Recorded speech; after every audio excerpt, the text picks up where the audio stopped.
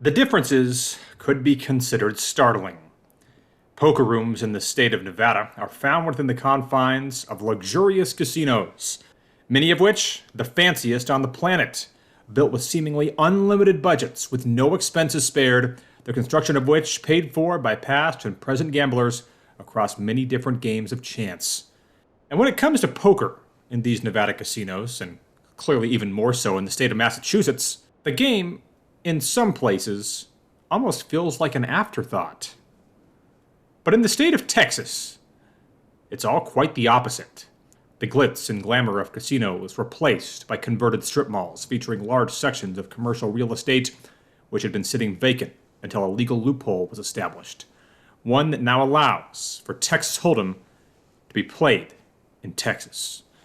Unlike in Nevada, poker is not an afterthought in the Lone Star State, quite the opposite, in fact, with multiple clubs dedicated solely to it. And the games, well, they have developed a reputation as being some of the best. A reputation I failed to take advantage of in Vlog 161. So I entered day 2 of this trip quite motivated to prove that winning at poker was a long way from an afterthought for me.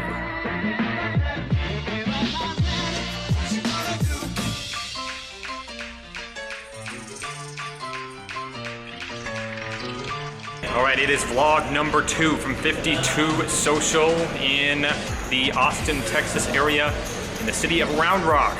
And unlike the first vlog here, it's not going to be a proper vlog. We are jumping in this particular live stream. And it's kind of funny for a guy like me who's been on camera for a decade now in television, and has been doing this vlog now for 5 years. I've never played on a live stream until today. I did commentate on the one on Tuesday, which some of you might get a kick out of hearing me criticize other people's play and the like, as if I have any right to do that. I did it anyway, so you can still check that out on the 52 Social live stream YouTube channel, 52 Live. But gonna be jumping in this game today. We got the other vloggers in there. We got Ryan DePaulo, we got Pokerface Ash, and we got Joey the Mush, who won the last vlog, ran really good against me, full house over full house. I'd like to get him back if I could. Let's jump in there and see how it goes.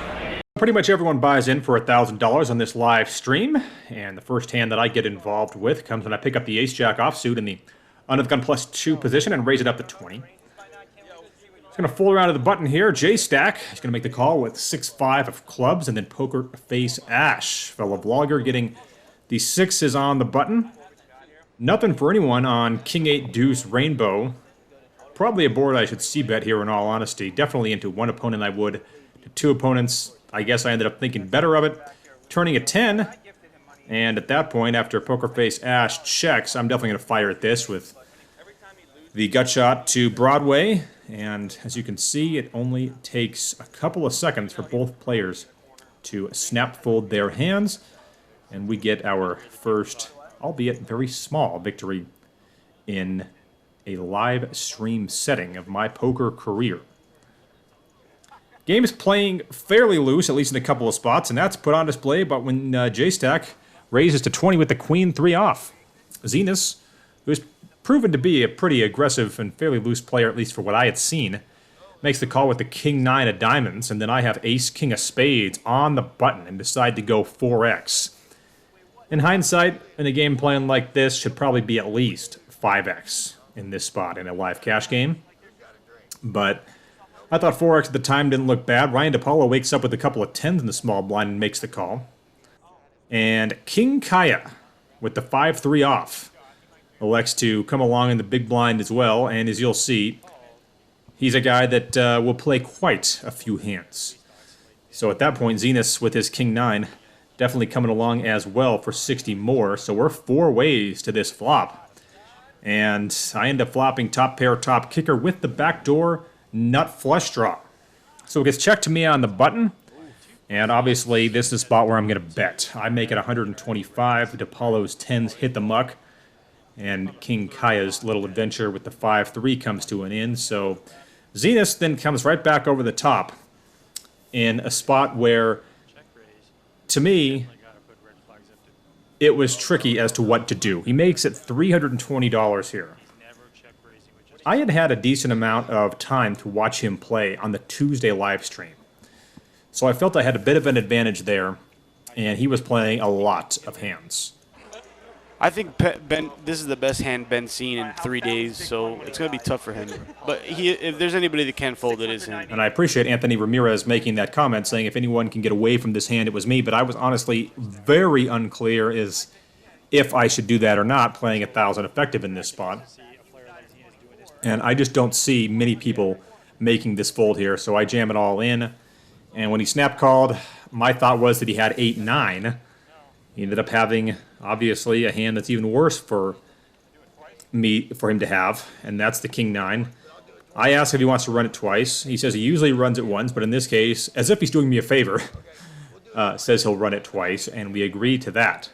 Hoping for a spade on the turn on the first board. Don't get it. Don't get anything on that first board, but Zenas takes on the first one. I see that. We nail the ace on the second board for a chop. So it's basically the equivalent of hell freezing over for me to win half that pot with ace-king. And in all honesty, I'm pretty disappointed in myself for not folding the flop. I've talked about this ad nauseum. Winning a big pot with ace-king is so difficult to do because everybody puts you on ace-king, and in that spot, it should have been obvious to me that he was putting me on ace-king and had ace-king beat. I can't think of too many hands where he's going to want to make that move right out of the gate on the live stream.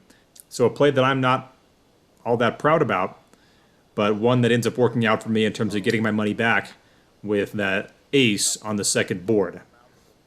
Let's go to the next hand where Joey the Mush opens under the gun 2 with ace-3 of hearts, and then I pick up pocket jacks on his immediate left and 3-bet it to $60. King Kaya is going to come along here in the cutoff. You know he likes to play a lot of hands, and 10-9 offsuit is no exception.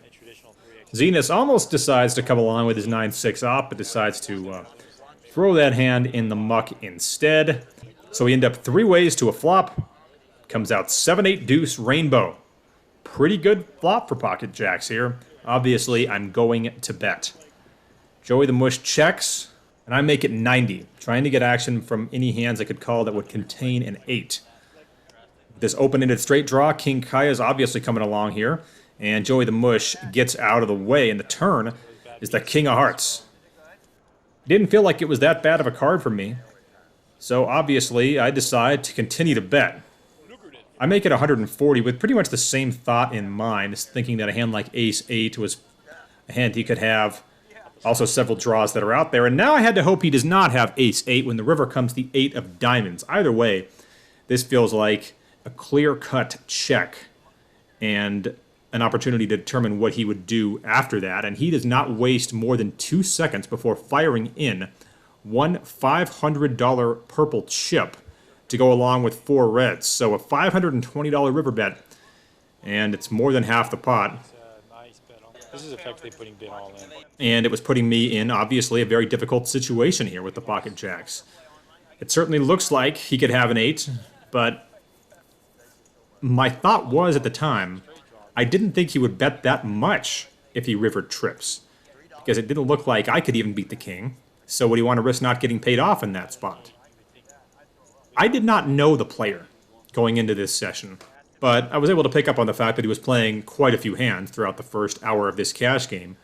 And if there was ever a spot to bluff, it would be in a heads-up pot against me when I check in a spot like this to him on the river. So I took my time with it, and as I said, 10-9 felt pretty likely. I want to say you have 9-10 of hearts if here. If he took a shower, I don't care. Wow, he's dead on. He's dead on right now. I didn't think it would be 10-9 offsuit, but 10-9 felt like a pretty likely hand. So I took longer than I really ultimately wanted to take, but finally realized this is the call I had to make. He's going for it. Nice call, nice call. Way to go, Ben. So just under a $2,000 pot heads our way, and my experience on a live stream for the first time is off to a good start. So the game continued along. Ryan DePaulo asked me to give him some sports trivia questions, so we ended up spending a great deal of time. talking sports trivia, which I enjoyed. Oh, I don't think I actually played a single hand against Ryan the entire night, but that's neither here nor there. In this next hand, we pick up the pocket sixes and raise it to 15. Zenith's going to make the call in the small blind with the queen 3 off. Second time today we've seen that hand get played. And then Poker Face Ash with ace 7 of clubs. And I end up nailing bottom set when Zenith hits top pair. He leads out for 1 green chip. And the question then arises as to how to play bottom set here. I decide to raise it 4x to 100. With 2 diamonds out there and the possible straight draws, want to try to get some money in right now and make him pay to come along with his draws. But he's going to fold this hand pretty quickly. A good fold by him. Probably not something he thought about when he played queen 3 preflop, was what happens if I flop top pair and get raised, but to his credit, he ends up getting away from it. I had the queen with a little bitty kicker. You bet me off of it. You had the jack. In a spot where I think I definitely missed an opportunity to win more. If I just made it 75 there, I think he probably calls, and I think I get some action on the turn. But you can't always make the perfect sizing. In that case, the only set I'd flop on the day results in me only winning an extra 25 bucks. This next hand, Zenith's going to come in with the ace 4 off. Joey the Mush with king 8 of clubs plus 3. I'm going to pick up the ace queen and the hijack, and it says raised to 39. I'm assuming I raised to 40 in a game where it has to be multiples of 5. 10-5-4 on the flop, so nothing for me but top pair for King Kaya. I decided to fire a continuation bet here. Realizing how these guys have been playing, not my best decision. Obviously, Kaya's going to come in with his top pair, top kicker. He doesn't raise me, though, on the flop. Zenith gets out of the way with a pair of 4s. J-Stack with his 6 deuce off decides to continue on, and there is an ace of clubs on the turn. J-Stack's going to check, and I'm obviously going to bet this ace. I make it $80 trying to continue to get action from a hand like King 10, and King Kaya raises to 225, and this to me was the highlight of my day as I instantly get away from the ace-queen. And Ben just lets it go. I think most players would call that. That was a nice call. It's easy to talk about how that hand with the pocket jacks was the highlight of my day, but this to me was the real highlight.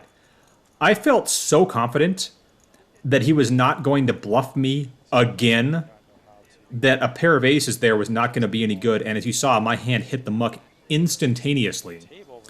I also know, in just a lot of experience playing live poker, that in that exact spot, it's hard to be good, meaning if you raise with a hand like ace-king or ace-queen, bet the flop with nothing, hit the turn card, bet it, and still get raised, you are rarely ever good in that spot. That is just experience. And I was able to correctly identify the fact that he had the ace-10 or a hand better than ace-queen anyway in that spot, and felt very good when I went back and watched the stream later to verify that I was correct. So now we have a bomb pot in this game. It's not a double board bomb pot because that's just too chaotic for the stream's graphics to be able to handle, but it's a single board PLO bomb pot. Jack 9, deuce 3. Double suited for me, not a bad spot. On King 10-6 with a couple of spades. So a gut shot straight flush draw to a queen. Turn is the ace of spades, which I'll take, giving me the second nuts at this point. I bet 60, and I get called by top 2 pair from King Kaya. River pairs the 6s. I didn't like it, but I'm still not going to just check this back. I'm going to go for what could be considered thin value here in a PLO hand. I make it 85, and I was pretty much trying to get action from a hand like he had, and he makes a good laydown to get away from aces and kings in this spot. So we took down a bomb pot in the first vlog of this Texas trip, and we're able to take another one down on this 52 social live stream. Up about $1,200 at this point. Ryan DePaulo up about the same at about the 3-hour mark into this cash game. The next hand I'm not involved in, but I thought it was worth showing when 2 vloggers end up getting in a big hand against each other. Ryan DePaulo raising with the King 10 off, and he actually let me sweat the hand as it was happening, which is a commonplace thing in cash games.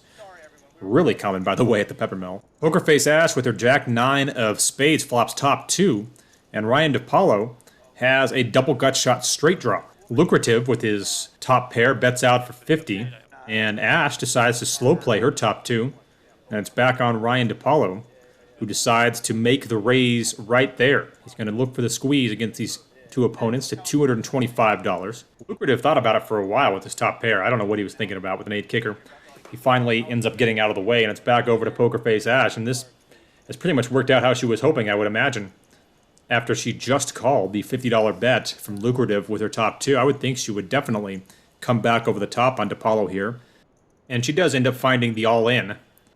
But DiPaolo, having already committed the $225, and having it being just under $600 to call, and knowing that he's probably somewhere in the area that he's at, in this case a 36% chance to win the hand, he's ultimately going to decide to make this call. I'm not sure if he assumed they'd be able to run it twice or not. If I were in his spot, I'd certainly be hoping to. Though I will say, if I were in DiPaolo's spot in this particular situation, I would not have made this call with just a two-way straight draw against a player who'd been playing pretty tight in this game, probably going to have a strong hand. Indeed, she does. He makes the call here, and they do agree to run it twice in just under a $2,000 pot. DiPaolo's going to drill his straight on the first board, and if you're Ash in this spot, you're feeling sick then knowing that you could get scooped. She ultimately did not, as she holds on board number 2. Next hand comes when Zenus calls the $10 with a straddle on with ace-deuce offsuit, and Pokerface Ash comes along +2 with her 6s. I pick up pocket 9s in the hijack and make it 65, so just over 6x. J-Stack finds the 8-4 spades and comes along, as does King Kaya with his 4-deuce, so a lot of premium hands coming after me on this flop. We get a 5-5-10 board. I bet 85. The only hand that could even dream of calling me was Ash with her pocket 6s. She doesn't, and we end up taking that one down on a pretty safe flop for the 2 9s, and we win yet another one. And that ends up being the last hand that I'm able to play on this live stream, so I'll acknowledge not as many hands played as I would have liked over the 4-hour session, but I just didn't get dealt many. As you can see, I was near the bottom in VPIP, but I was right in the middle of the pack when it comes to aggression frequency, and didn't get into a lot of showdowns, but the ones I did get into, I tended to win. And when it comes to winnings on the day, that number is a little off. I won just over 1,200, not 1,400. The graphics missed that just barely, but a very profitable day. And a lot of fun playing on the live stream, in all honesty. An opportunity that I was thankful to get and hope to get again in the near future. All right, my first live stream experience is a profitable one with a $1,201 win here at 52 Social. A lot of fun. Game was good. Ran go to base king, got a chop, and then I think played pretty decently the rest of the time. Please tell me that I can't, that I won't, that I fail, that I'll never make it out, yeah. Please tell me all the bad, never good, fill my head full of every single doubt, yeah. Please say any negative thoughts, I pop off when I hear people say I cannot. I get off to the thought of proving everyone wrong, I won't stop to the top, so you better back off and get lost. I'ma stay loud, stay proud, never running out, never heading south. I'll be spreading out, call it word of mouth, can't put me down, I'll be getting loud. You can have it douse, not what I'm about, have your fucking cloud, it be raining now, I keep making sound, go another round, bitch I'm legend bound, can't stop me now.